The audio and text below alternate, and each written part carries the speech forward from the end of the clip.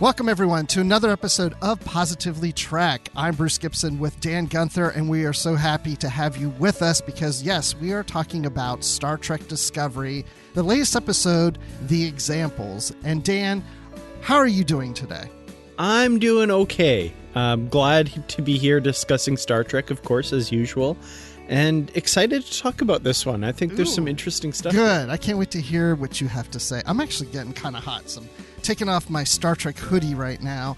Oh my! Because, yeah, but I've got a shirt on underneath, so don't think anything bad about me. So, but before we talk about that episode of Star Trek Discovery, we got one piece of news I just wanted to mention that, you know, William Shatner went out into space, the oldest person to go into space, and that was through Blue Origin, right? And Jeff Bezos of Amazon, that's his whole operation. But anyway, then Leonard Nimoy, in a sense, has gone where no one has gone before, because there was someone who was on the latest mission that Julie Nimoy, his daughter, knows and asks for her to take a silver pennant that Leonard Nimoy's daughter wears all the time that says "Live Long Prosper" on it. Take it out into space. So it would be like a piece of her father getting up into space. And so, in a sense, a piece of Leonard Nimoy has gone to space. Yeah, that's pretty cool. That's interesting. I like that. Yeah, there's that little bit of family connection there, and it's kind of touching for sure. But what I like is that we're always getting some element of Star Trek into all these little missions, right? That in today's society and in today's world where people are going into space, there's this opportunity to take something Star Trek with them, whether it's a pendant or whether it's William Shatner. You're taking them up into space. So, and I also recently just watched Shatner in Space. I watched that documentary, and it's actually pretty good because it's not just about William Shatner going to space, but it's about that whole program at Blue Origin of the whole process. So you're kind of going through it with Shatner of seeing like what they do to get them ready, how they train them, the simulations. I found that really interesting. So it's on Prime Video on Amazon. And I would suggest, you know, if anybody's interested in space programs or just William Shatner going to space, to check it out. So I don't know if it's available where you are. I'm assuming it is. I'm assuming it's on Amazon Prime. I think our Amazon Primes are the same. I could be wrong. Maybe there's a country difference between them. I'm not sure. I was kind of... I've been having mixed feelings about all of this with Blue Origin and all of this stuff. And I was kind of trying to figure out exactly why that is. And I don't want to like bring down everything here and that sort of thing. But I just, it kind of crystallized for me the other day when I was reading in the news that some SMS text messages have been made public where you remember there was the storms in the U.S. that destroyed the Amazon facility and 6 Amazon workers were killed and stuff. And the texts from the one guy to his wife saying Amazon's not letting us leave to, you know, and he ended up dying and stuff. And again, I'm not wanting to bring everything down, but like, I think that's coloring me every time we talk about Blue Origin and Jeff Bezos and Amazon's. Like, we've got this one level where, you know, they're going to space and they're pushing the boundaries and doing these amazing things. And this other level where the workers are just suffering because of all of this. And I'm just, I'm conflicted and I don't know how to resolve this in my head and the whole, you know, I don't know. Yeah. I'm just kind of wanting to explain why I feel like every time these stories come up, I'm excited, but at the same time, I'm just really, I just don't feel good about it, if that makes sense. Yeah. I didn't know that that's what your thoughts were until this moment. I'm not all that aware of the Amazon issues or what you just said about it. I've heard, I guess, little rumblings about it. So that hasn't colored my perception because I'm just not all that familiar with it. I've heard some things about working in Amazon conditions, but I've heard that with so many other companies that I don't even really know how much of that is really true or not or what. I don't know. I don't know that much about it. As a matter of fact, now that you mention it, within walking distance now of my house is a brand new Amazon distribution center that our neighborhood was fighting against because they're afraid of traffic and noise and other things. Now, from my subdivision I'm in, it's on the complete other side. So I don't hear anything or anything, but I do see a few more Amazon vans driving around because it just recently opened a few months ago. And this facility is, pretty big. So you can't miss it when you drive by. But yeah, it's not far from my house. So maybe I'll go and knock on the door. I'll just walk over there and just tell them to shape up and make sure everybody's doing okay in there. Yeah. No, I feel like I had to say something because I don't want us to just be advertising Jeff Bezos and how awesome Amazon is without, just kind of mentioning my conflicted feelings. And right.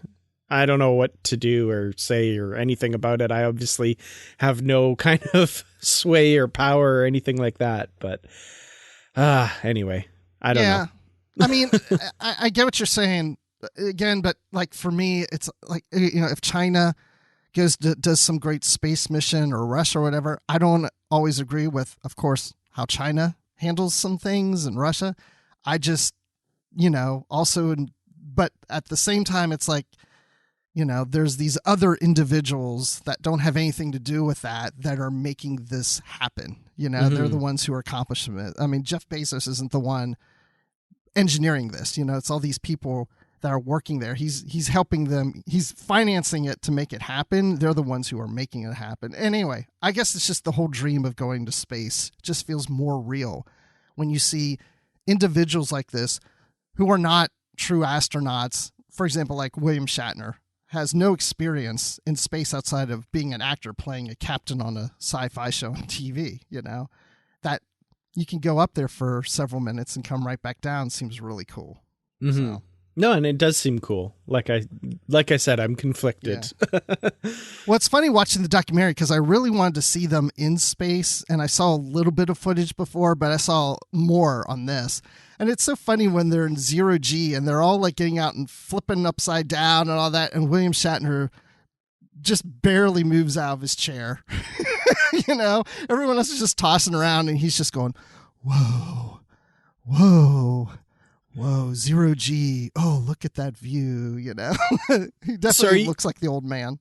So are you saying it's like that scene in Star Trek II, The Wrath of Khan, where the Enterprise is first entering the Mutara Nebula and everybody lurches forward with but Shatner Kirk stays completely still in his chair and does not move at all. Seriously, people, go watch that. Star Trek II, The Wrath of Khan, right when they first enter the nebula. It's pretty funny. Kirk, I've never noticed that. I think he missed his cue, but everybody lurches forward and Kirk is sitting completely still in his chair. Is he going, whoa, whoa? He does kind of look around after. It's kind of funny, but.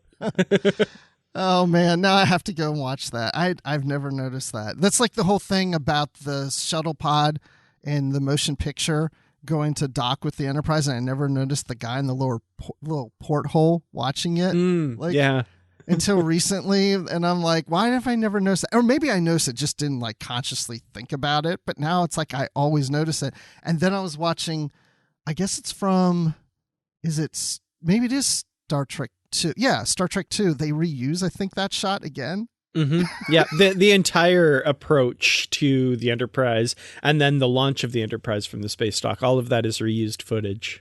Right. So that guy was in the porthole on 2 different movies. That's pretty special. I'm waiting for the action figure because he's been in 2 movies, people. Come on. Oh, absolutely. Yeah. If this were Star Wars, he'd have a whole entry on Wikipedia and a comics miniseries by now. So yeah, he'd be assigned a name. Yeah, a whole backstory. Exactly.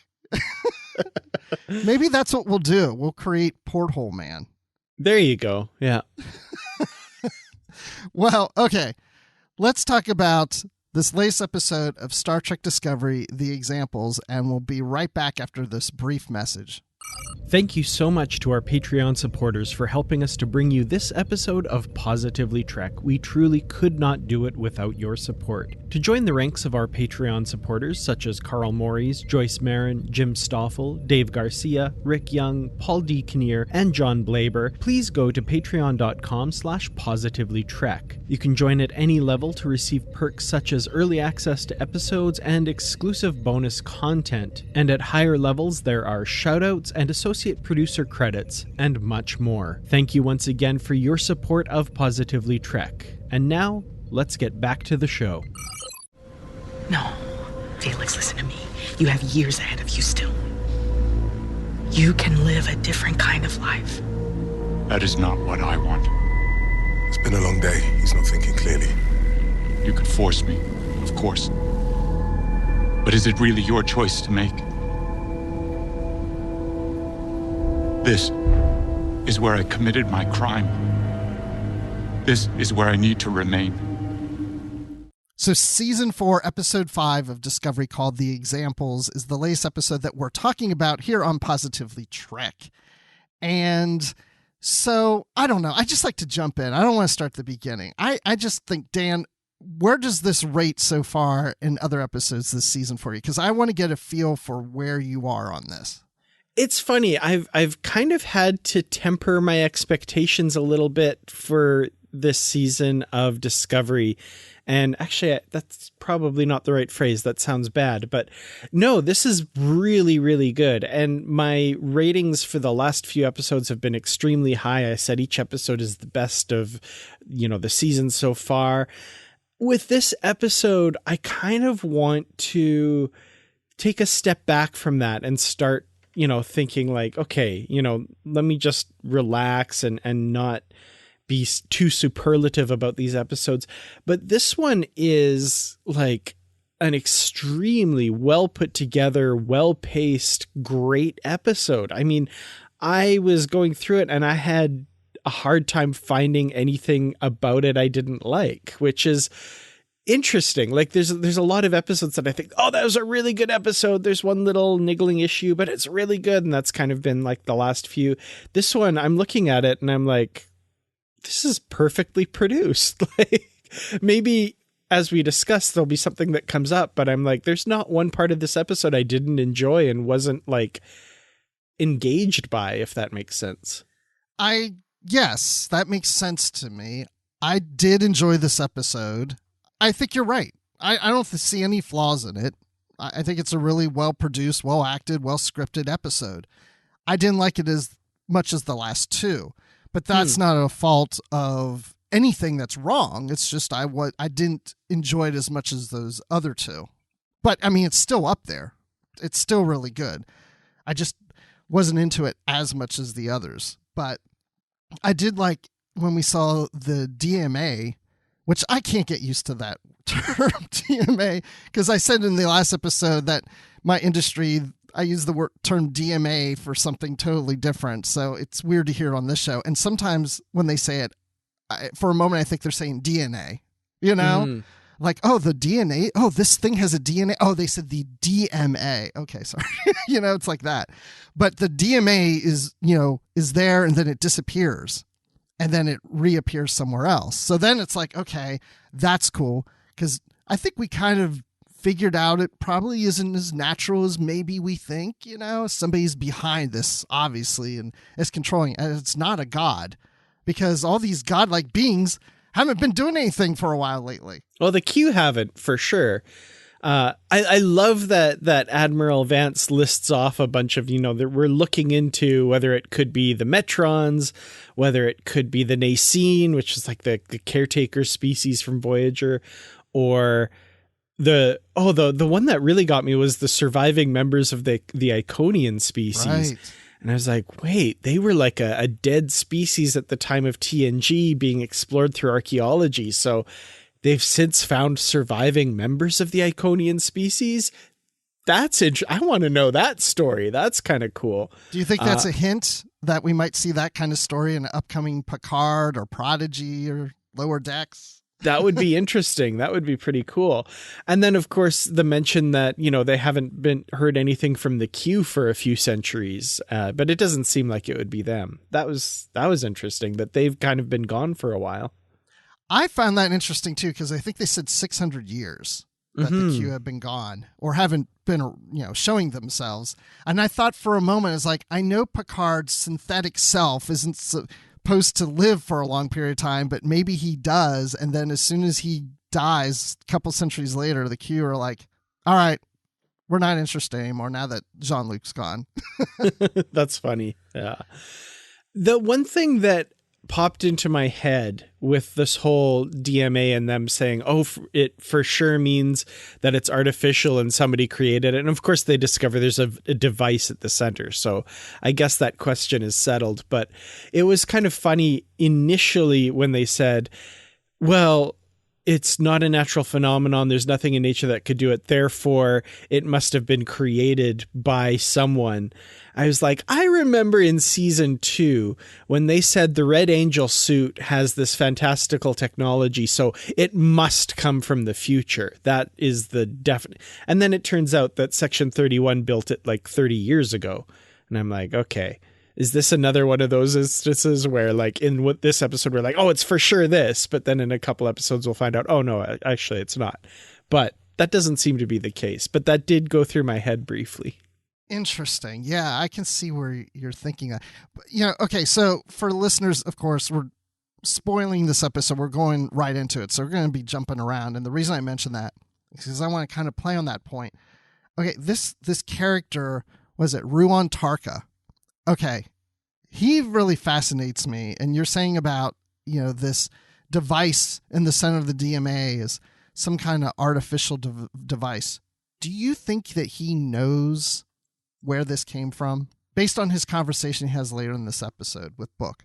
Yeah, that's the big question. I don't think he knows. I think he's being truthful when he says to Book he doesn't know for sure, but I think he knows a heck of a lot more than he's letting on. Like there's definitely something there.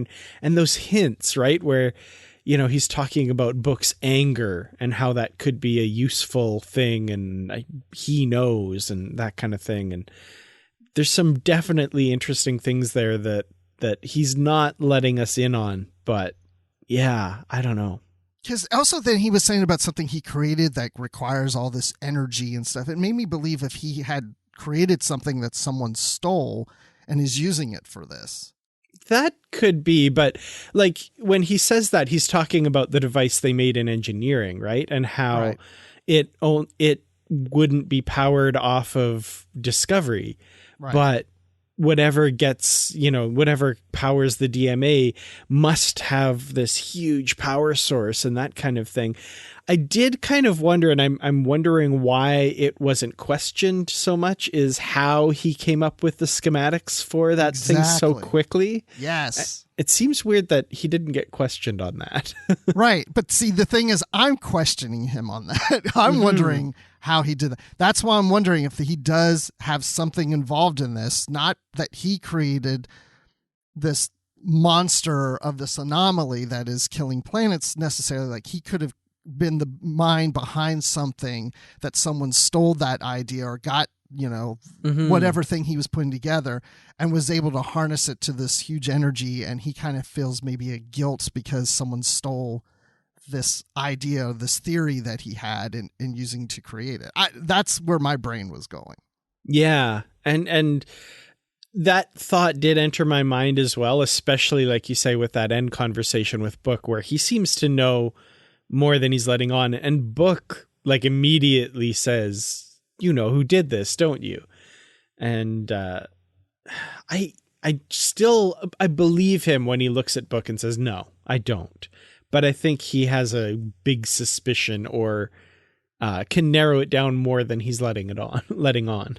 No, I'm with you on that. I think you're right. If he has any connection to this, I think you're right that he doesn't know who's doing it, but he does know more than he's leading on, like you said earlier. I'm with you on that. But what about the thing on the back of his neck? And I know we're already at the end of the episode, but believe me, we're going to get through all the rest. But I like this idea of just keep sticking with something that builds off the other. That whole emerald chain thing. By the way, my wife, I would go, wait, where have we seen that neck thing? My wife immediately tells me, oh, from the emerald chain or whatever. I was like, oh yeah. She's like, I know more about Star Trek than you do. And so next week she'll be hosting this episode in my place. Nice. Yeah. The emerald chain kind of tracking / punishment device thing on the back of the neck. That's where my mind immediately went for sure. I was also thinking like, oh, it's Goa'uld. Stargate fans. Anyway. Yeah. One thing I saw online, of course, was immediately people were thinking of the parasites from TNG Conspiracy, but they don't leave a scar like that. They have the little like thing that sticks out the back of the neck. So I don't think it's that. Yeah. But my personal belief is it's the emerald chain thing. And he's talking about anger and using anger. And I think he was a prisoner of the chain at one point. That's my guess. That sounds good. I think you're getting close, if not right on it. But yeah, we're getting some emerald chain stuff in here because even the colony on that planet or whatever that was going to get consumed by the anomaly, those prisoners that were on there. By the way, when they kept saying there's 6 prisoners, there's 6 of them, only 4 of them talked. There was a point in time where I'm like, wait, I'm only seeing 4. And I kept counting. I'm like, I'm only seeing 4. And then in these long shots, I'd be like, wait, 1, 2, 3. Okay, there are 6, but they never focused on the other 2. Yeah, that got me a couple times as well. and then at the end, when Burnham beams up all of them, it's like, oh yeah, they are all there. Right. Exactly. Yeah. And they beam up 5 and it's just the 3, her book and the other guy that are still there, which by the way, I like that story. I don't remember the guy's name, but I like his story about how he did this crime. He murdered someone and he's been there for like 30 years imprisoned, and he's had that little device that belongs to the family that shows their family tree. And he's been holding it all this time to hopefully one day return it. But he doesn't feel, of course, that he's worthy enough to go, that he deserves his punishment. But he wanted to make sure that the other prisoners got out. That felt very much like even old school Star Trek to me. Mm-hmm. Yeah, I really loved this part of the story. And I really have to give a shout out. The guy's name is Felix, the character. And he's played by Michael Greyeyes, and just beautifully played. And can I just say how cool it is to see someone who looks like members of my family on screen? Like, right. I love that he's a native Canadian actor, and oh man, I kept watching this episode a second time. I had to pause it and turn to my wife and say, why couldn't this guy have played Chakotay? And I mean, I love Robert Beltran. He did a great job, but of course he's Mexican American. He's not native, and it would have been so cool to see a native person actually play that character. But anyway, the performance this guy gives, I was just totally blown away by it the whole episode. Really, really impressed. Yeah, I was too. Should we know him from anything else? I didn't know if you've recognized him in being anything. I've never seen him before. I've never seen him that I know of before. But yeah, he's from Saskatchewan, so that's cool. Yeah, no, that's great. Yeah, I really enjoyed his performance. I enjoyed his character. I mean, it's so odd to see these people who are prisoners, and yeah, he killed someone, he murdered someone, and it was somebody that was trying to help him, and that's just sad and of course wrong of what he did. But the others, their crimes were so small that they are the examples to the rest of the colony that you break the rules, you'll be locked away. As you can see from these 6 that we have over there, people, they're the examples of what will happen if you run a red light. As simple as that. Do you think this is a commentary about our society being maybe too forceful when it comes to smaller crimes?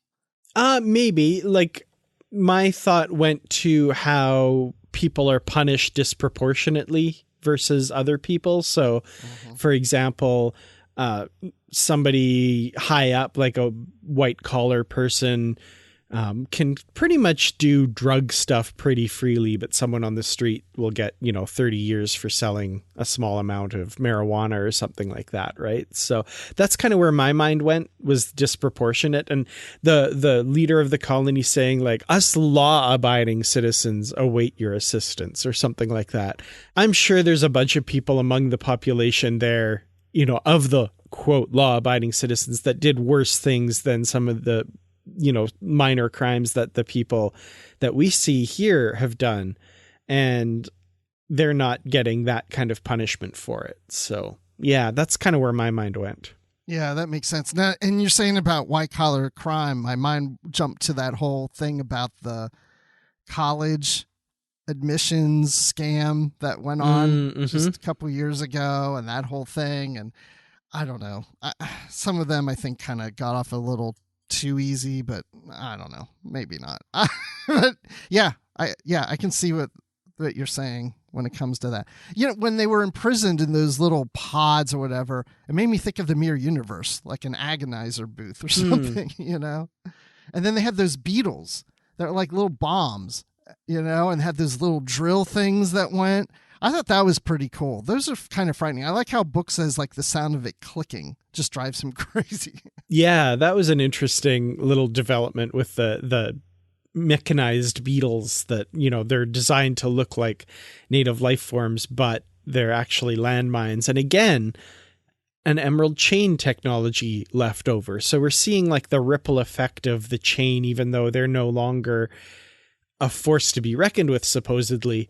We're still feeling their effects, which is interesting. There's kind of a commentary there maybe on like failed states and how, technology from them can kind of proliferate and that kind of thing. So, for example, after the fall of the USSR, there was the fear of rogue states getting their hands on nukes and that kind of thing, right? So there's all this emerald chain stuff out there that could maybe make its way into other hands, and I don't know, that's interesting.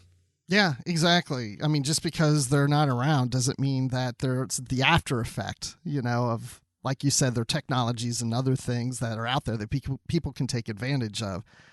And of course, what we saw with Tarka with the thing on the back of his neck. So yeah, there's more play we're going to find out as the season goes. But that character of Tarka, and even with his relation with Stamets, I would say this is my favorite part of this episode, is that whole relationship. Because Stamets is like, this guy never gets back to me. He's like almost too good to talk to me. He's using my, spore drive, analysis and my knowledge, and his team's using all this stuff, but he never talks to me. He's never personally reached out to me or anything. And now he's coming onto our ship and he's going to call the shots. Like, I'm not going to like this guy. But then Stamets starts to realize that this guy is a different breed of person, right? Meaning like he's such this genius that he's kind of awkward in relationships, and he doesn't really care.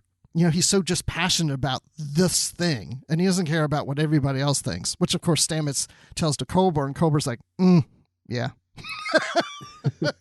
Yeah, and as Paul says, it feels familiar. Stamets says, this feels very familiar. Right. And it's the case for both Paul and Hugh, for sure. They're both that kind of person as well. Yep, absolutely. So it's kind of a mirror to them, this guy.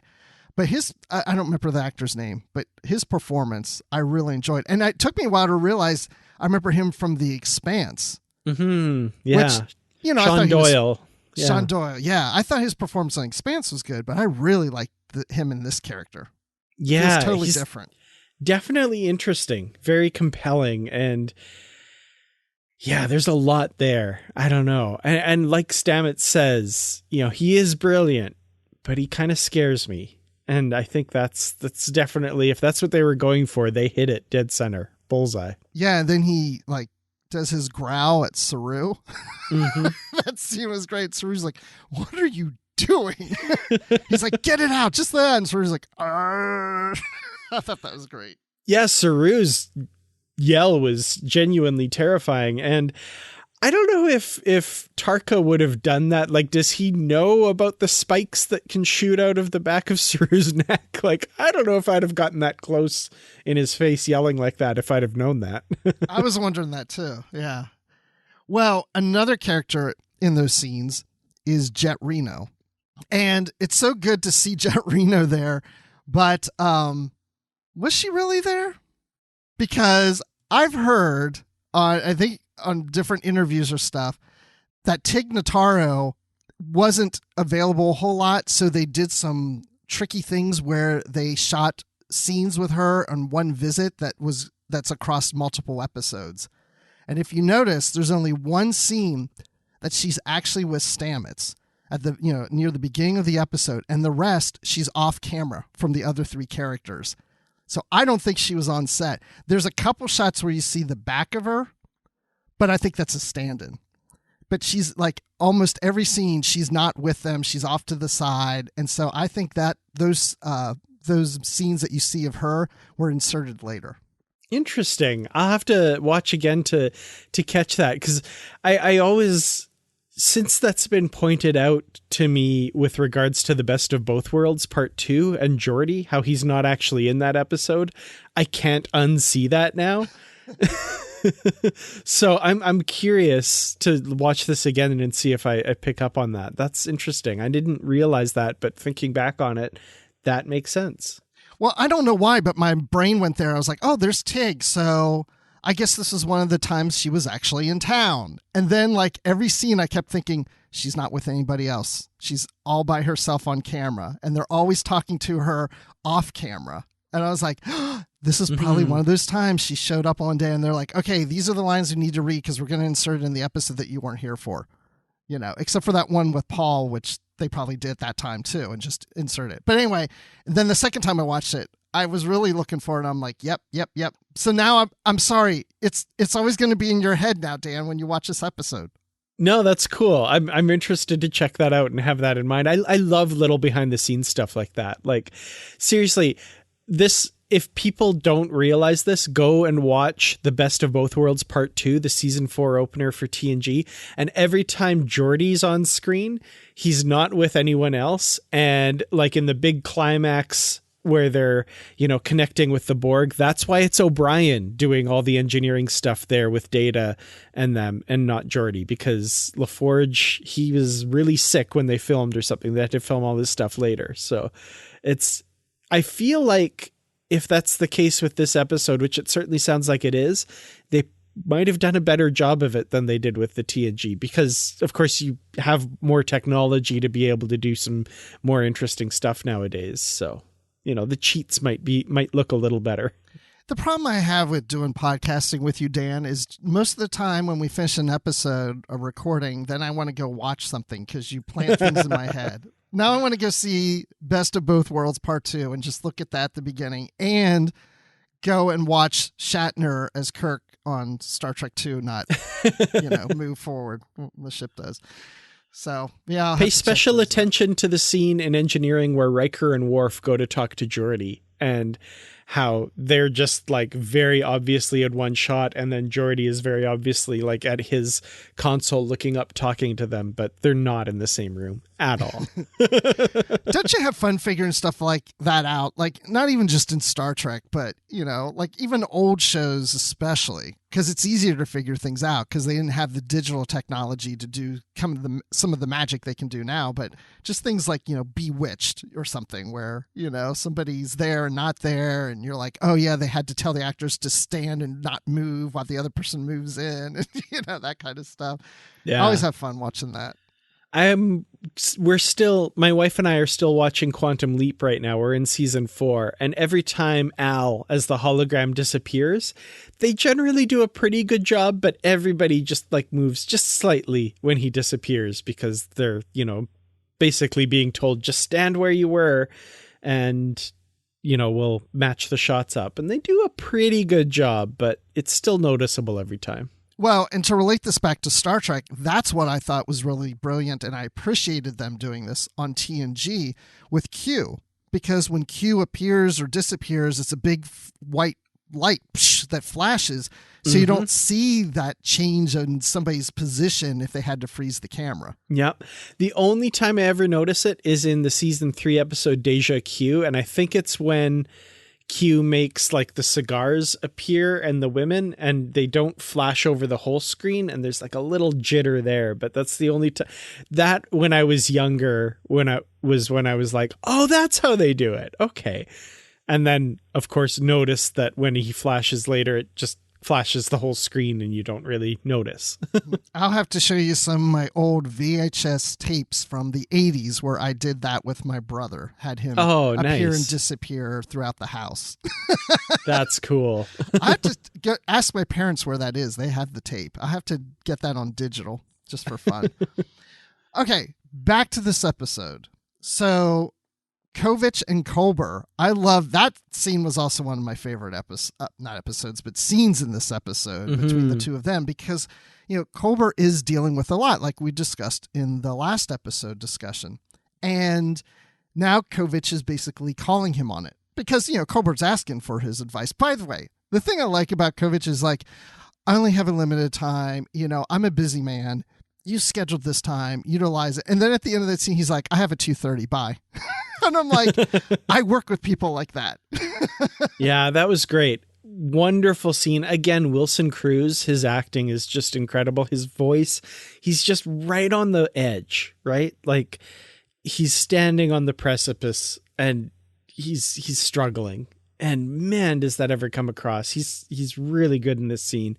And David Cronenberg, I love this character. I need to know so much more about him. He's so fascinating to watch. Yeah, we still haven't really figured out what his true role is in Starfleet or the Federation, have we? I mean, he seems like he's just a counselor, but he's doing something with the Academy, and like he just feels like he's a jack of all trades. It feels like his psychology is his main thing. Like if you watch all of his appearances, it's like, okay, that makes sense. Because he was debriefing Georgiou and talking about the mental state of Terrans. And when he's talking to Tilly about the Academy, he says, you know, cadets are having trouble integrating. That's why I was consulted. So it feels like he's very much in the, like, maybe the head of Starfleet psychology or something like that. Yeah.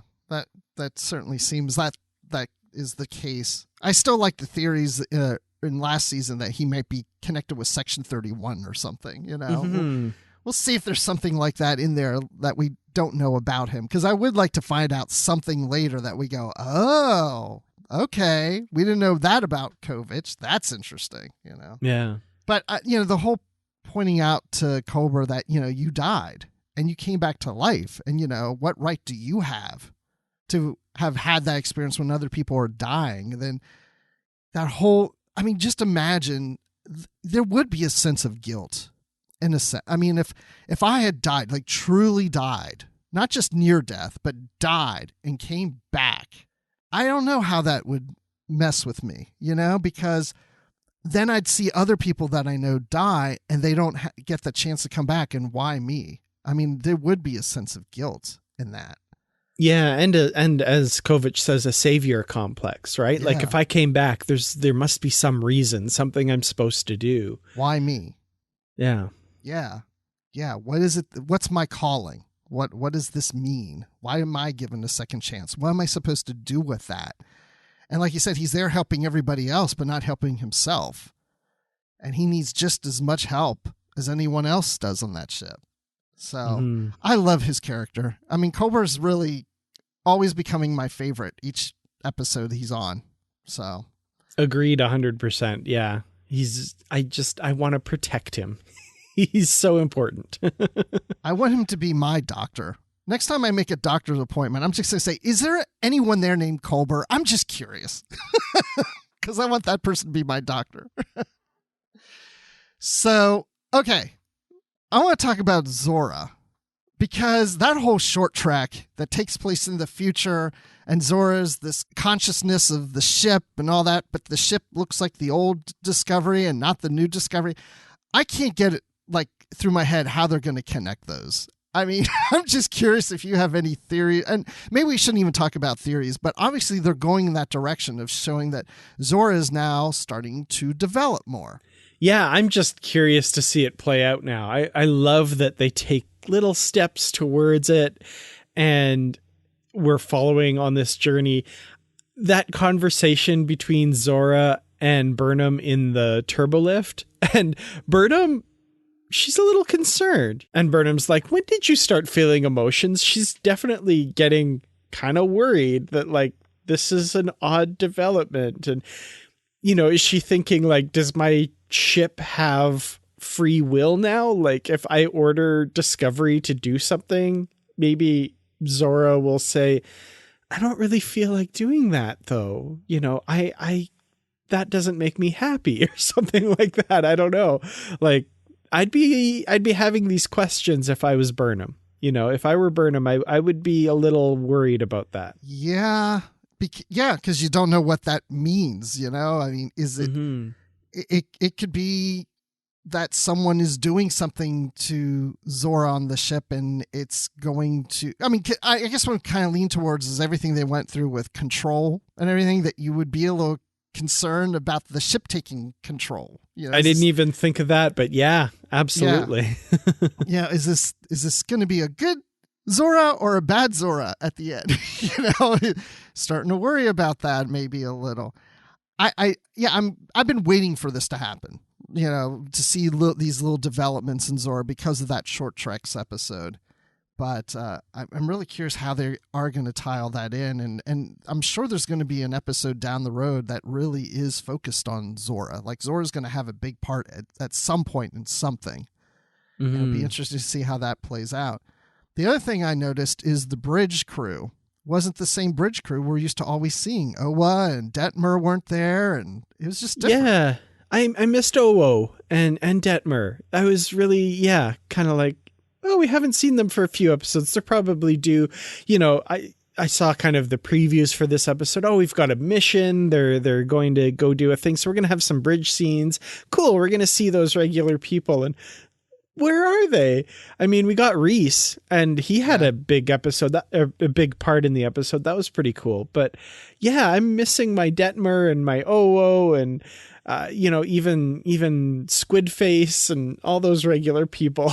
We did see Linus, and we did see Nilsson as well. Sarah Middich as Lieutenant Commander Nilsson was there as well. So, you know, we got a few of those faces, not any lines, I don't think, but, Detmer and Owo, they're somewhere. And Bryce, we know, isn't going to be around for a little bit. So we got his replacement there as well, Lieutenant Christopher. So I don't know. It's different faces. I was looking forward to seeing our old crew. I wonder where they are. Yeah. And, that actress who plays Nielsen, Sarah Middich. Yeah. Were you with me at STLV when we talked? I had a brief conversation with her. Somebody was with me. Maybe it was Justin Ozer, because we worked the room. But she was so sweet, so very nice, and she was very interested in what she was hearing at that time about her character in the comics. At the time, when she was playing. She played Arium in season 1. Yes, she was very interested in Arium in the comics at the time. So I think I might have been there with you, because I did talk with her. So okay, that's cool. Yeah, I just remember she was really nice. So, I mean, they all are, but when you mentioned her, I just thought back to that. But then they had that really alien looking person there on the bridge too, that I read somewhere was one of the aliens used, I think, in Star Trek Beyond. It was one of the Kelvin timeline movies. I think it was Beyond. Okay. Interesting. So a return to that. And then the woman that they gave that Burnham gave the little sphere to, that has the little family tree. I don't remember that alien race, but that was from Enterprise. Yeah, the Akaali. Yeah, Akaali. Yes. That was the very first alien civilization that Enterprise came across. And I love that, because it was in the first season episode Civilization, and they were like a medieval civilization at the time, but it's been 1,000 years. So now they're spacefaring. That's so cool. I love that. Love for Star Trek Enterprise in this episode too. You know, it just goes to show, Dan, that these writers do not know Star Trek. Yeah. some people No. say online. Obviously they do. Of Obviously course. they do. They know it, I think, better than I do. So there you go. If they don't know Star Trek, then I don't know Jack. Beep. Okay. So that being said, the last thing I wanted to say, unless there's anything else you want to talk about this episode, is the thing that I'm really enjoying is just Burnham's development, feeling even more and more like a captain. You know, she's really up there. I mean, she's always had great command, but if you really think to where she was at the very first of season 1 and all the things she went to through season 1 and through all the previous seasons to now, I mean, she really does feel like the captain's chair fits her just perfectly. Yeah. There was a moment, and now my mind is going to Brandy Jackala, because there was a moment that I got a little teary in this episode, and it was at a completely surprising moment, and I wasn't expecting it. And it was the scene on the bridge. It wasn't during one of the high emotional scenes, but when Burnham confronts the magistrate, when he storms onto the bridge and says, "How dare you put these criminals with us? They should be in the brig. We don't want them mixing with our population. And it's under my authority as," and Burnham's like, "Your authority is what? Leader of a colony that doesn't exist anymore?" And that whole bit where she talks about where you're going now, you will be a refugee seeking shelter from people relying on their compassion. I truly hope that you find yourself in a society that is more just than the one you helped create. Now, if you'll excuse me, I have a ship to captain.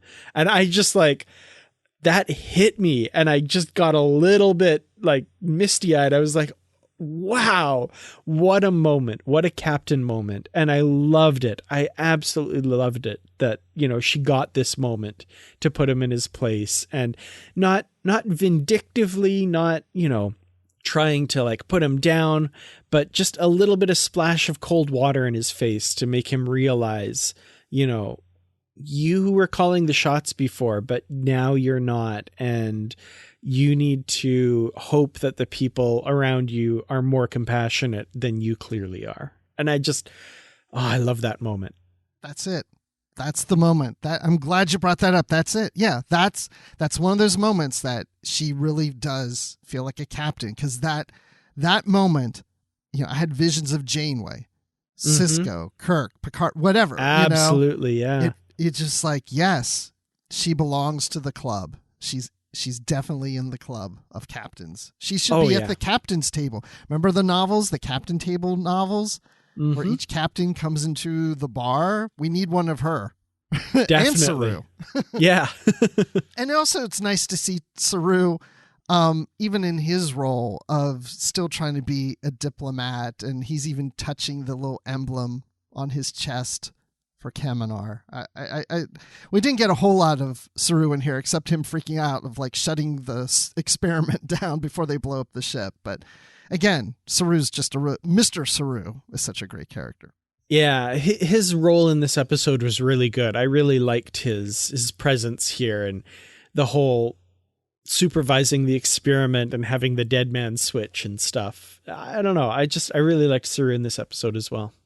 Well, I don't have any other thoughts or comments about this episode. Good to see Vance again. So I like his character. So good seeing him. But any final thoughts from you? Yeah. A great episode. Again, it was one of those ones where I couldn't find anything to pick at. Like, it just, like, from beginning to end, I was enthralled in this episode. I thought the pacing was perfect. I loved seeing the Akaali from Enterprise come back, and, you know, little hints that we're moving towards something going on here. Ruon Tarka was just such a fascinating individual. Yeah, and I have to say, Michael Greyeyes as Felix just is going to be a highlight of this episode for me, and his ultimate decision that he feels it's part of his penance that he can't leave this place and has to either wait there for his jailers to return or for the colony to be destroyed. And that was a really moving moment, very touching, and the whole bit with Burnham and the Akaali woman and returning the family tree device, that was beautiful. So I can't say anything bad about this episode. I don't, ratings, where does it fall? Obviously, really high rating. I have to give it 5 beautiful new additions to this family tree sometime in the future. So I love this episode. Brilliant. That's great. Yeah, I love this episode too. As I mentioned at the beginning of the show, maybe not as much as I loved the previous 2 this season that we just had, but not to say that I didn't like this episode. I wasn't as into it as maybe those other 2, just because whatever it is in the storyline that I wasn't as deep into as some of the previous ones. As much as I love Tilly, I don't know how to say it without sounding bad, but I didn't really miss her because there's so many good characters and moments in this that it didn't feel like, this would have only been better if Tilly were here. I mean, I do want Tilly to come back and we will see Tilly again, but it didn't feel empty to me because the episode is rich enough that we can go through this without having the same characters all the time. We don't need Tilly in every episode. We don't need Adira in every episode. I do want them to come back again soon, but the episode's rich enough that I didn't feel that something was missing, is my point. But I really enjoyed the episode, and I would give this 4 out of 5 exploding beetles that just went kaboom. Nice. Well, that being said, Dan, if people want to talk about this episode with you, where can they find you? You can find me on Twitter at Kurtrats. That's KERTRATS. You can also find me on youtube.com/Kurtrats Productions, mostly doing live shows these days with Brandy Jackla and Bruce. Anytime you're wanting to come back to do that, you're always welcome. And the Positively Trek discussion group on Facebook, which is my personal favorite place to hang out on the internet. The group, not Facebook as a whole. It needs to be said. Exactly. Yes. And yes, I will not be on, as we're recording this, the last live show I wasn't on, or I won't be on tonight, because I'm going to see the new Spider-Man movie. We have tickets for that. Jealous. I'm This jealous. will be the first time I've gone to the movie theater since the whole COVID thing. Feels a little weird. But, oh, wow. and it's going to be packed. All right, now, because I've seen the reserved seats. But anyway, I'm on Twitter at Admiral_Rex. That's Admiral with underline Rex. And then I've been occasionally on Literary Treks and the Star Wars Report podcast. So also you can follow this podcast on Twitter at Positively Trek. You can send an email to positivelytrek@gmail.com and look for our discussion group on Facebook, like Dan mentioned. And also we have a Goodreads group that shows our books that are coming up in the next month that we're reading. And yeah, I think that's about it. Also, Instagram Positively Trek is there too. And then we want to thank our patrons. Thank you again so much for supporting us here on Positively Trek. There are some expenses that are needed to keep this podcast going, so we appreciate all your efforts. And if anybody's interested, go to patreon.com/positivelytrek. And even a $1 donation will get you in for some special content. So check it out. So thank you, everyone, for joining us. And as we always say, stay positive.